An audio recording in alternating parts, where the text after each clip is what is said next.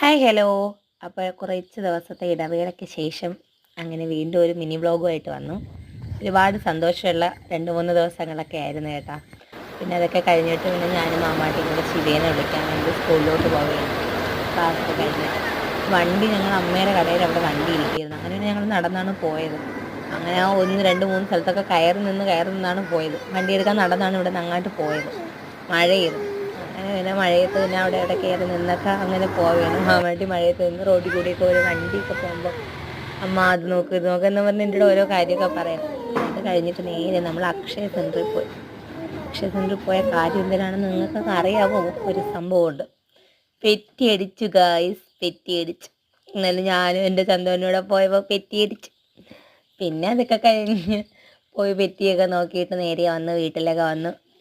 എന്നിട്ട് എന്താണ് ഇപ്പം ഇവിടെ ഇങ്ങനെ ഇരിക്കുന്നു, വേറെ ജോലിയൊന്നുമില്ല.